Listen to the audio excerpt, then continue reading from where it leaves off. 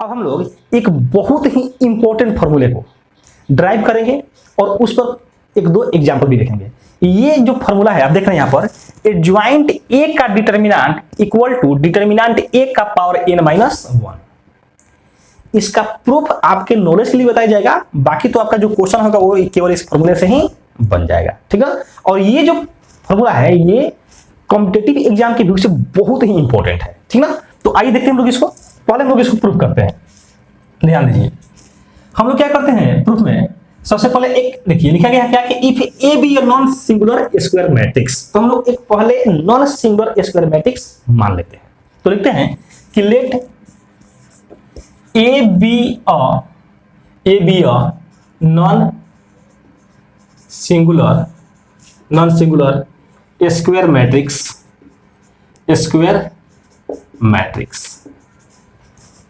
हम लोग ऐसा मान लिए एंड। अब ध्यान दीजिए ऐसा हम लोग मान लिए। अब उसके बाद ध्यान देंगे हम लोग क्या जानते हैं कि सिंस वी नो दैट क्या जानते हैं, तो यहां ध्यान देंगे, जानते ये हैं कि ए इंटू एडजॉइंट ए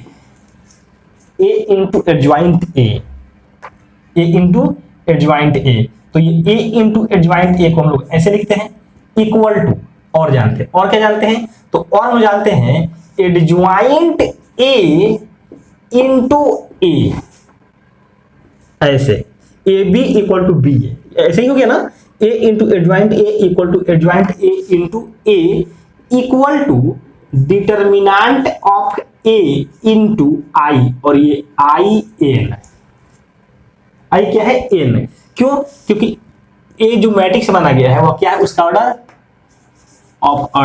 एन, क्योंकि एन कितने ऑर्डर, जो मैट्रिक्स ए है वो कितने ऑर्डर का है, एन ऑर्डर का, तो यहां पर जो आई होगा वो भी क्या है, एन ऑर्डर का ही आएगा, ठीक है। चलिए अब ये बताइए, हम लोग को ये फॉर्मूला पता है, लेकिन अगर आप यहां पर ध्यान देंगे तो हम लोग को क्या फाइंड करना है, एडजॉइंट ए का डिटर्मिनेंट, ये फाइंड करना है ना। तो हम लोग यहां से इसको या देखिए इस दोनों को, है ना, मतलब कहने का ये कि इस दोनों को या इस दोनों को किसी एक को आप लेकर के बढ़ेंगे तो हम लोग आ जाएगा। हम लोग इसी दोनों को लेकर चलते हैं, क्या लिखेंगे, सिंस या लिख दिए we have adjoint of A into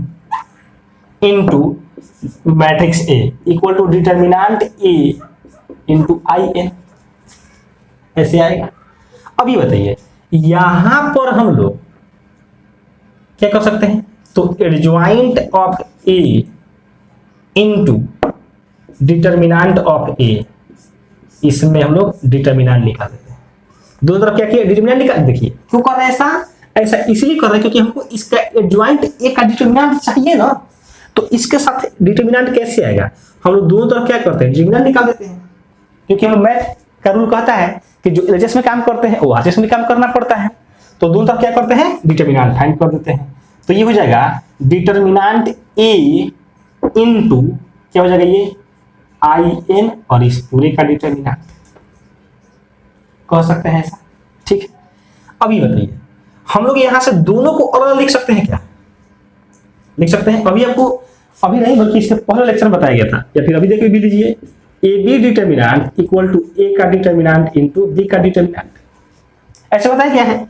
तो यहां पर लिख सकते हैं एडजॉइंट ए का डिटर्मिनेंट इंटू ए का डिटर्मिनेंट, लिख सकते हैं ऐसा, ठीक।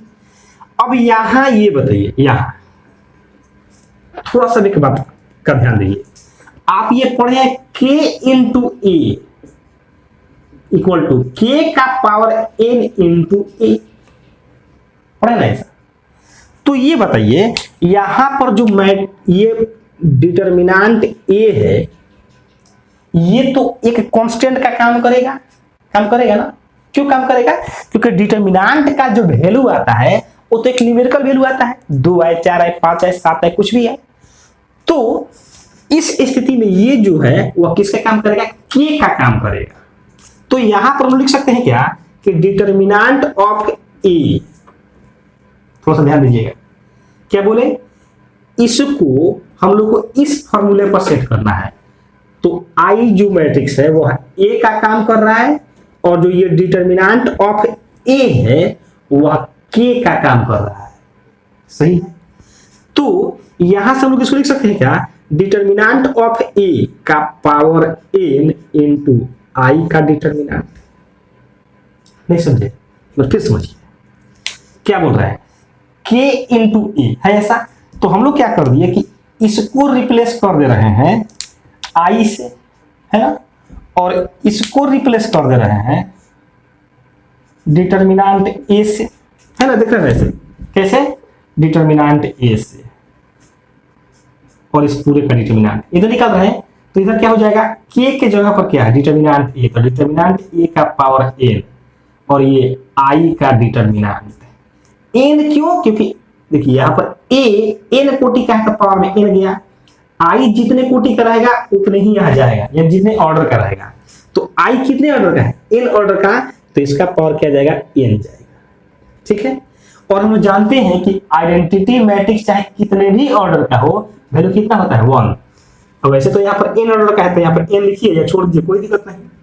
तो यहां से ये आ गया एडजॉइंट ऑफ ए का डिटर्मिनेंट इंटू ए का डिटर्मिनेंट इक्वल टू इसका वैल्यू 1 और 1 से मल्टीप्लाई करेगा तो क्या है, केवल यही बचेगा, डिटर्मिनेंट ए का पावर ए बचेगा।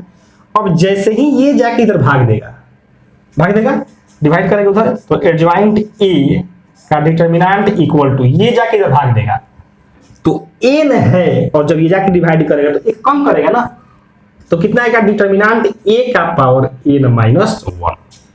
और इस तरीके से हम लोग का ये हो गया प्रूव्ड। सही है। चलिए तो अब देखते हैं इस पर बेस्ड दो एग्जांपल को। पहला एग्जांपल हम लोग का, if A be an invertible matrix of order 3। ध्यान दीजिएगा यहां पर क्या बोला गया, इनवर्सिबल मैट्रिक्स। इनवर्सिबल मैट्रिक्स इसलिए बोल दिया गया क्योंकि इनवर्सिबल तभी होता है जब वह नॉन सिंगुलर हो।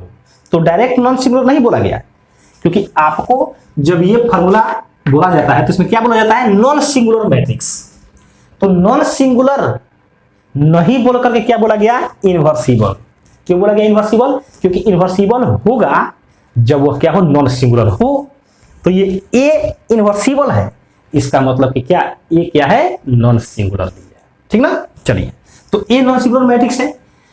अब यहां से इसका ऑर्डर कितना है, 3, और डिटर्मिनेंट ए इक्वल टू कितना है, 5। तो एडजॉइंट ए, तो अभी हम लोग पढ़े यहां से, क्या पढ़े हम लोग यहां से कि adjoint of A equal to, यही ना पढ़े हैं, डिटर्मिनेंट ए का पावर एन माइनस 1। यही तो यहां पर एन क्या है, ऑर्डर। तो जब इसका सॉल्यूशन करेंगे हम लोग तो यहां पर एन का वैल्यू कितना है, ऑर्डर कितना है, 3, एंड डिटर्मिनेंट ए का वैल्यू कितना है, 5। तो therefore this equal to, value put कर दीजिए, तो 5 का पावर 3 माइनस 1, एन का स्थान पर 3, तो 3 माइनस 1 कितना आ गया, 5 का power 2 equal to 25, and this is answer. ठीक है।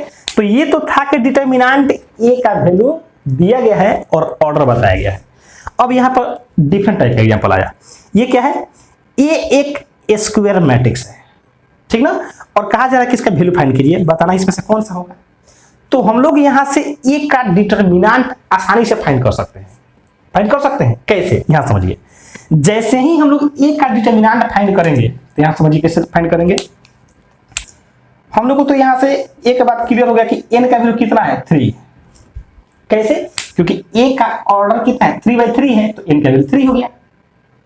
अब कहना है हम लोग बताना है कि डिटर्मिनेंट ए कितना होगा, क्योंकि इसका वैल्यू इसी फॉर्मूले पर आएगा। तो इसका फॉर्मूला होता क्या है, डिटर्मिनेंट ए का पावर एन माइनस 1। तो डिटर्मिनेंट ए तो पहले मेरे को चाहिए ना। तो ये देख रहे हैं कि ये क्या है, डायगोनल मैट्रिक्स है। क्या है, डायगोनल मैट्रिक्स है। मतलब ये कि डायगोनल के एलिमेंट को छोड़ करके बाकी सब कितना है, 0 है।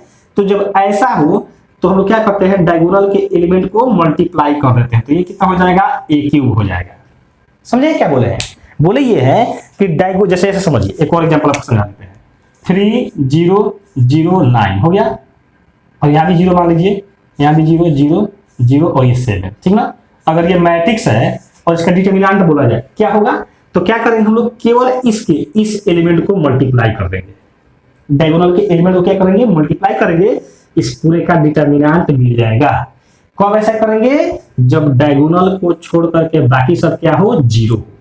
ठीक है, तो यहां से हम लोग क्या किए, ये इसका डिटरमिनेंट फाइंड किया, कितना गया, ए मल्टीप्लाई करेंगे तो ए क्यू, या फिर आप जैसे प्रोसेस से जानते हैं वैसे भी फाइंड करेंगे, यही आएगा। चलिए ठीक है, अब क्या करते हैं, देयरफॉर एडजॉइंट ऑफ ए का डिटरमिनेंट क्या होगा, फॉर्मूला यही, डिटरमिनेंट ए का पावर n-1, तो यहां से क्या आएगा, डिटरमिनेंट ए के स्थान पर कितना है, a पावर 3 है, और इसका पावर क्या होगा, n-1, n का स्थान पर कितना है 3, तो ये हो जाएगा 3-1 इक्वल टू a का पावर 3 और इसका पावर है 2, तो देखिए पावर का पावर है इसलिए मल्टीप्लाई हो जाएगा, और ये हो जाएगा 3 to 6 and this is answer. तो ऑप्शन कौन सा हो गया, ये हो गया ऑप्शन सी। ठीक है, तो इस तरीके से हम लोग इस लेक्चर में देखें एडजॉइंट ए का डिटरमिनेंट क्या होगा, तो डिटरमिनेंट ए का पावर n-1 कैसे होगा उसका प्रूफ भी देखे, और इस पर बेस्ट 2 एग्जांपल को भी देखे। मैं उम्मीद करता हूं कि आपको ये लेक्चर बहुत अच्छे समझ में आया होगा। अगर वीडियो अच्छा लगा तो वीडियो को लाइक करें, अगर चैनल पहली बार आए तो चैनल को सब्सक्राइब करके बेल आइकन को भी अवश्य प्रेस कर दीजिए, जिससे आने वाले वीडियो को नोटिफिकेशन आपको मिलता रहे और आपका पढ़ाई से बहुत अच्छे से चलता रहे। Thank you so much for watching video.